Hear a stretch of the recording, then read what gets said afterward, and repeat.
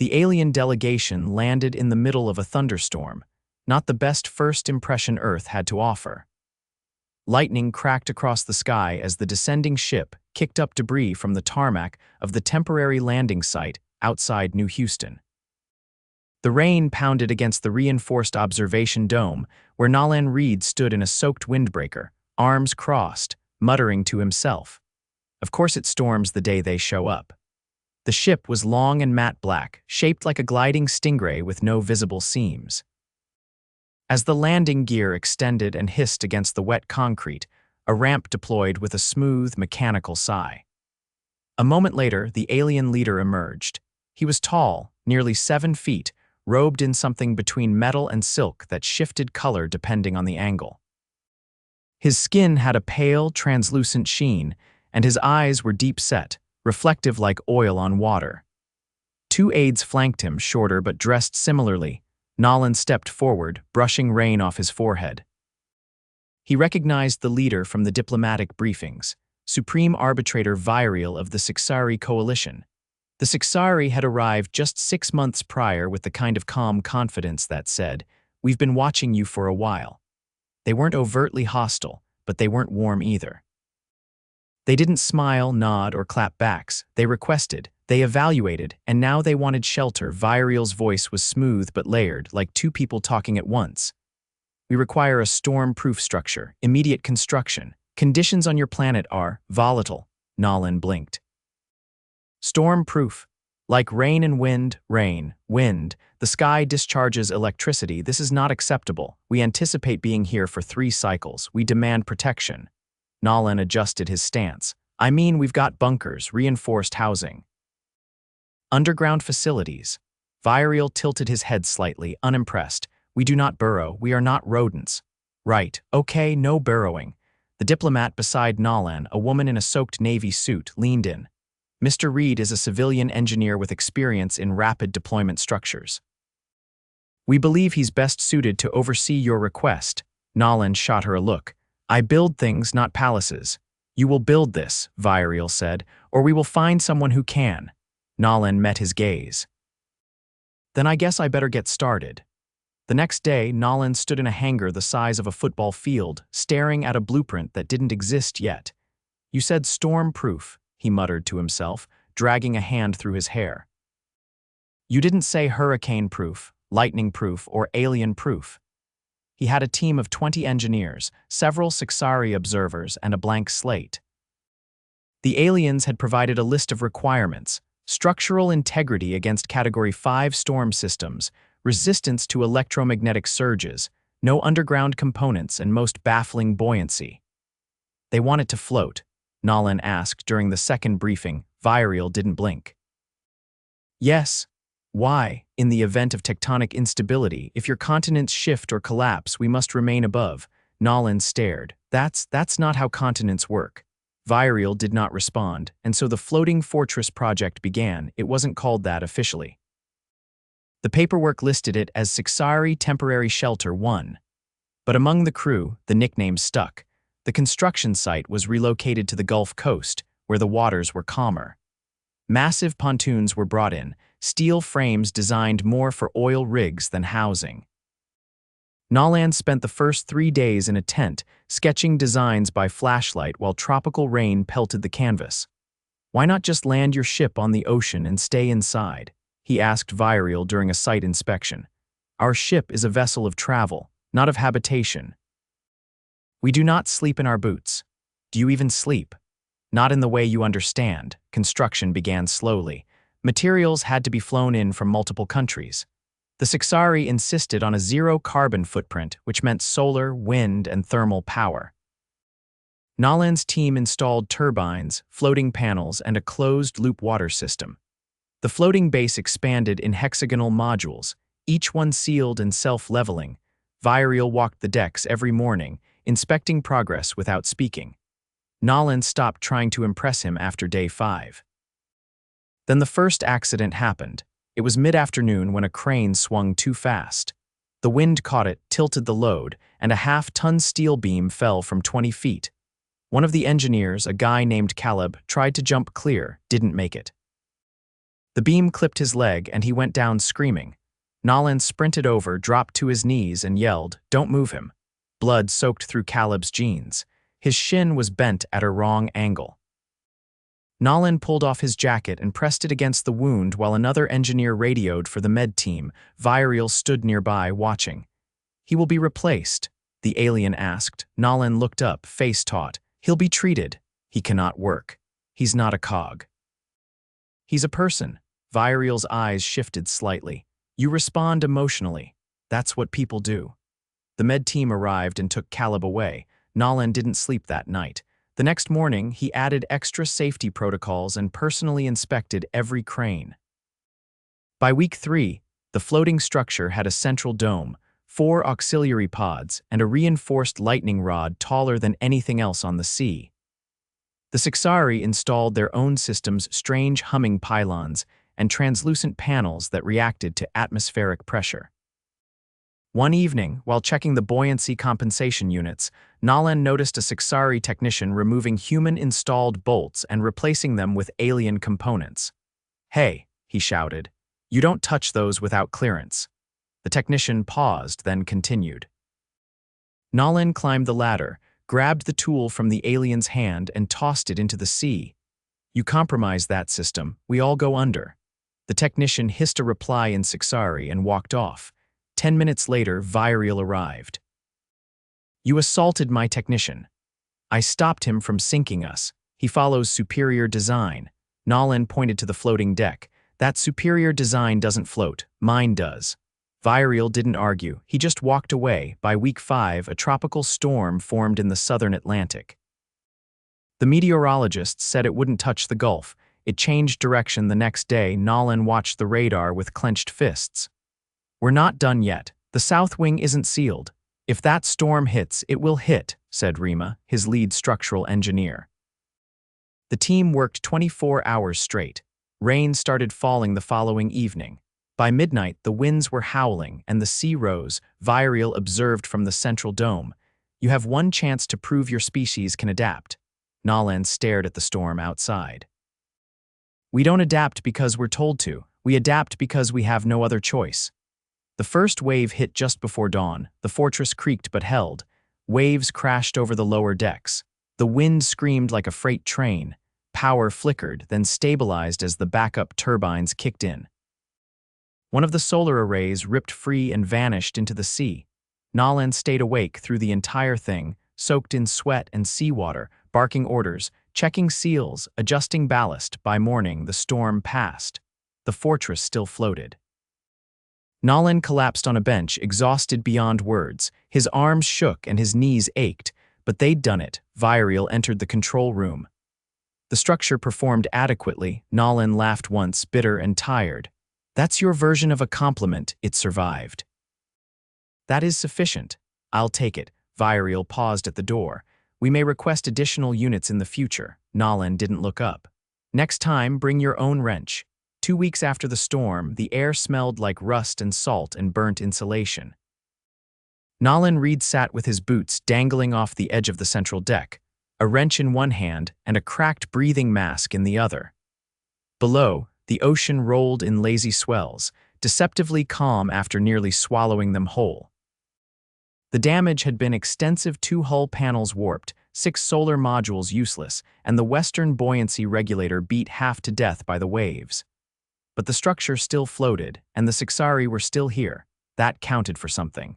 A shadow passed over him. He didn't look up. "You're one of the observers, right?" The Syxari beside him was smaller than most, barely taller than Nolan himself. Its robes were matte gray, and its face bore no markings, which made it harder to read than the more ornamental ones. It didn't answer. Instead, it crouched beside him, long fingers delicately reaching for the cracked mask. Nolan handed it over. "That one failed when the interior pressure spiked. We had a CO2 leak in Module C. Took us almost 30 minutes to trace it." The alien turned the mask over, studying it like it was a religious artifact. "We would not have found the source," it finally said.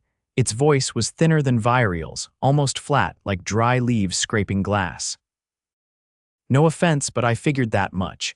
The observer tilted its head.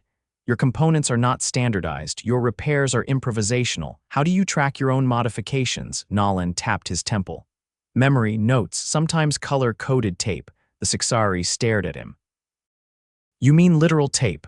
Duct tape, if I'm honest. It blinked once, slowly. That is chaotic. Yeah, but it works. The alien placed the mask gently on the deck and stood. You are Nolan Reed, he nodded. I am Yelrix.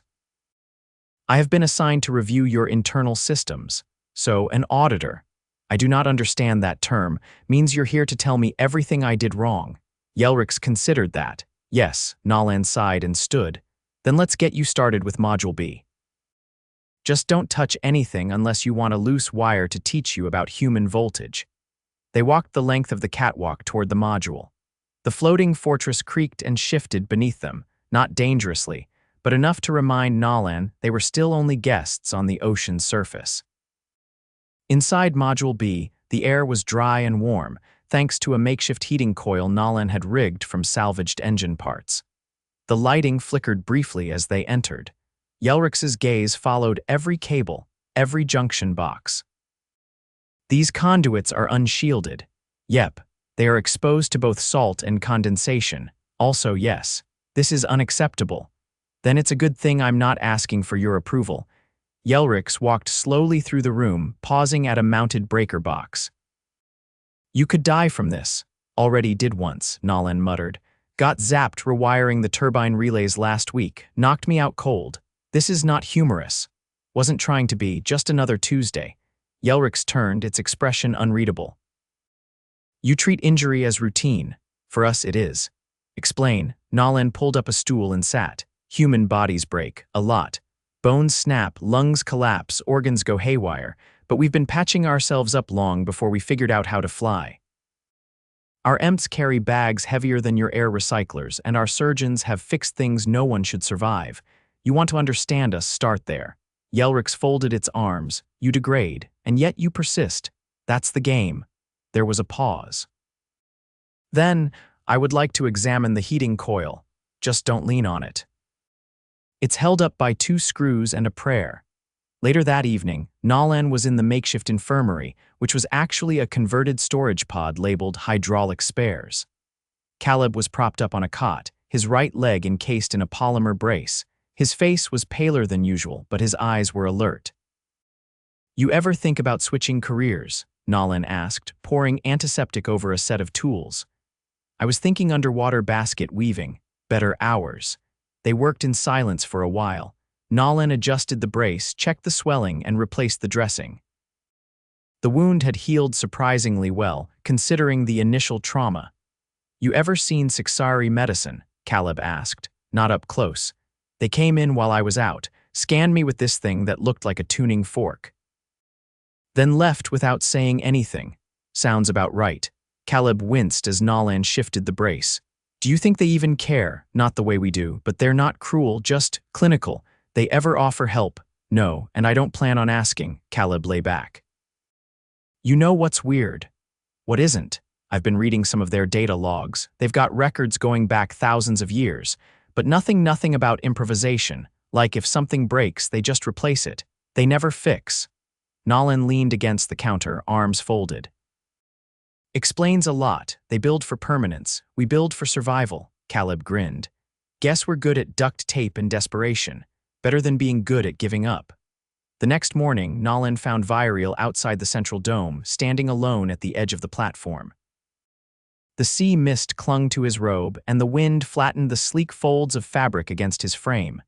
You're up early, Nolan said, approaching cautiously. I do not sleep in your sense. Right, forgot. Vyriel didn't look at him. We have reviewed your structural data. The floating base meets our immediate needs. That all. There are concerns. Your methods lack replication fidelity. Your systems are not easily transferable. You wanted it stormproof. You didn't say you needed a factory model. Vyriel turned now. You are an anomaly. Is that your species' polite way of saying terrifyingly unpredictable? Your kind survives by refusing to follow logic. Logic doesn't patch a hull mid-hurricane. There was a long pause. You would attempt to repair during a hurricane. Already did. Vyriel's gaze lingered on him. This makes you dangerous. To who? To systems. to expectations. I'll take that as a compliment. Virial said nothing more and walked away. By midday, the ocean turned choppy again. A minor front, nothing like the last storm, but enough to call for lockdown on the lower decks. Nolan was in the engine compartment, wrist deep in coolant fluid, trying to rebalance the thermal exchange when Yelrix appeared again. "You require assistance," the alien said. "I require a second pair of hands that don't mind getting burned." Yelrix knelt beside him, silent and still. Nolan passed him a wrench. "Hold that against the intake valve. If it slips, we both get sprayed." Yelrix obeyed. "Most Syxari wouldn't get near this mess. I am not most." "Why volunteer? I am curious. Your species is inefficient and incomplete, yet you endure. That's called stubbornness. I wish to see if it is replicable." Nolan laughed. "Good luck with that." The wrench slipped once. Yelrix caught it before it fell. "You learn through error," he observed. "Only way we know how." The coolant system clicked into a steady hum. Nolan wiped his hands on his shirt. "Not bad." Yelrix stood, fluid dripping from his sleeves. He didn't seem to notice. "I understand why your structures function. Because we build them like we build everything, just good enough to survive. No, because you are willing to fail." Nolan looked at him and nodded once. "Welcome to Earth." The storm-proof fortress groaned softly as the morning sun crept through the cloud cover, casting a dull orange glow across the sea-slicked deck. Nolan Reed sat hunched in the main diagnostics bay, elbows deep in a nest of tangled cables snaking out from behind the main environmental panel. He had barely slept. The thermal regulators were overshooting again, pushing heat unevenly through the modules. Virial had called it uncomfortable. Nolan called it a bloody sauna in the east wing and an icebox in the west.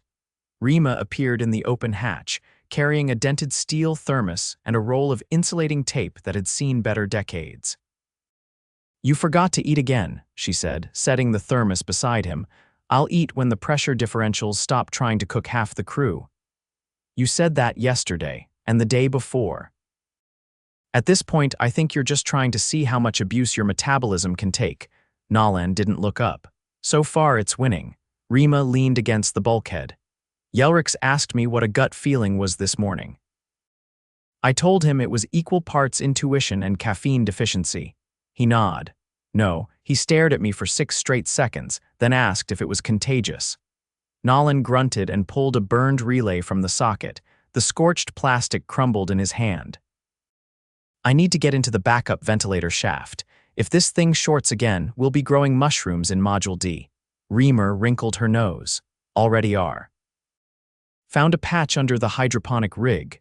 Please tell me they weren't glowing." They were. Nolan muttered something under his breath and yanked open the access hatch to the shaft. The ladder inside was narrow, the kind that only sadistic architects designed. He slung a tool pouch over his shoulder and disappeared down into the metal tunnel. The shaft was barely lit, the flickering strips of emergency lighting casting long shadows. The walls dripped with condensation, and the air had the sour tang of ozone and mildew. Halfway down, he paused. Something clinked below metal against metal. He climbed slower. At the base, crouched beside the open exhaust grid, was one of the Syxari technicians. Not Yelrix. This one had pale violet markings along its temples and wore a sleeveless data harness that blinked in slow pulses. "You lost?" Nolan asked. The Syxari didn't flinch. "There is a buildup of carbon residue in your filtration matrix. We are clearing it. You're not calibrated to our systems. That filter's tied into the oxygen scrubber. You mess that up and we'll all be napping permanently. I have cross-referenced your schematics." "Which version?" The Syxari hesitated. "There are 7 iterations," Nolan said, crouching beside the alien.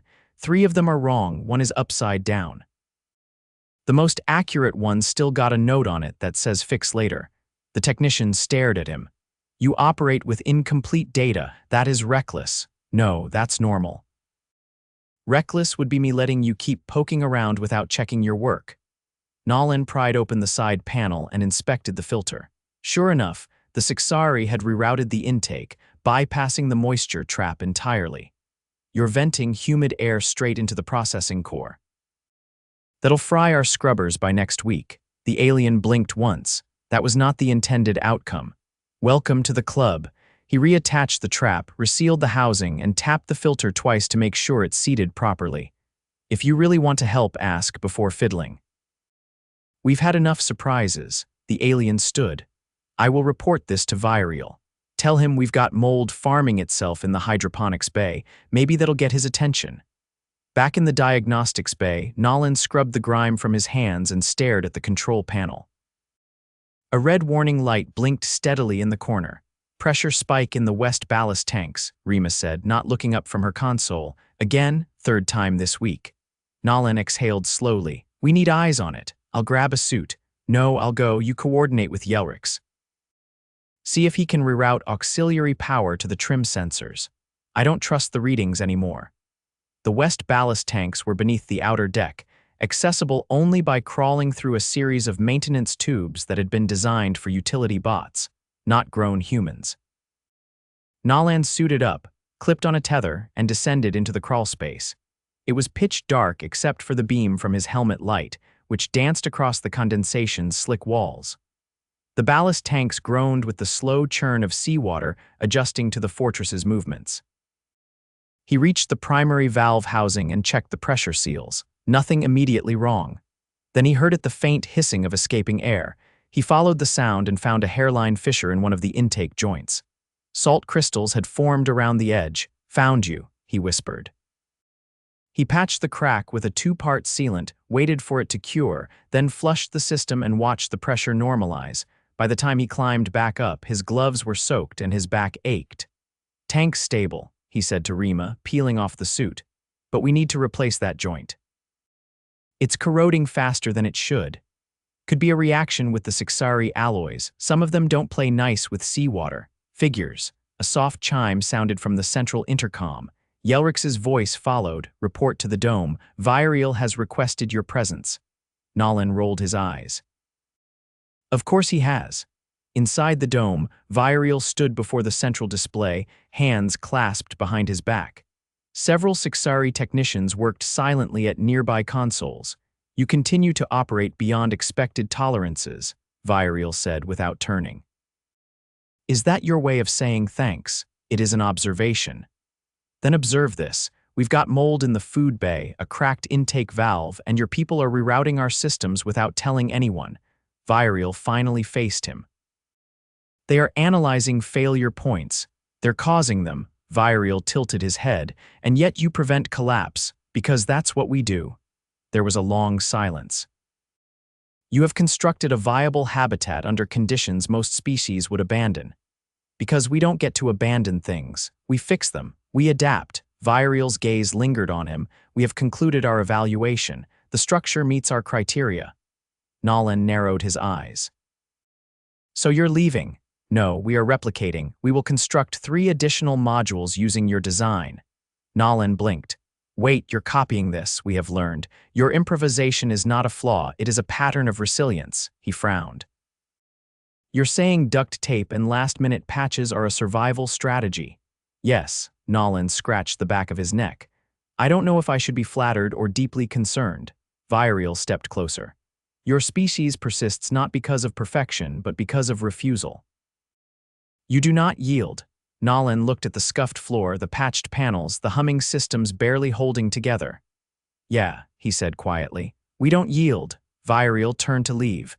The Syxari will depart when construction is complete. We will leave the original structure under your control. Generous of you. Virial paused at the threshold. You have taught us something unexpected. What's that? That survival is not always logical. Sometimes it is simply stubborn. 2 days later, the fortress was quiet. The additional modules had been started, this time with joint teams of humans and Syxari. The mood had shifted. Less tension, more oddly respectful silence. Caleb's brace had been upgraded by Syxari medtechs using a flexible polymer that adjusted with temperature. Rima had successfully cleared the mold from the hydroponics bay. Yelrix had begun logging human design choices with something approaching admiration. Nolan stood on the outer deck, watching the sun rise over calm waters. The wind tugged gently at his jacket and the sea lapped softly against the pontoons. He sipped from his thermos and muttered to himself. Storm-proof, floating, alien-approved, not bad for something built with leftover parts and desperation. Behind him, Yelrix approached. We have constructed 10% of the first replication unit. Fast learners. Yelrix hesitated. I would like to remain here, to study further. Nolan arched an eyebrow. You asking or telling? I am requesting. Nolan nodded. Then welcome aboard. The wind shifted. The fortress creaked. Somewhere deep in the hull, a relay clicked too hard. Nolan sighed. Guess I better check that. He set down his thermos, picked up his toolkit, and headed back inside.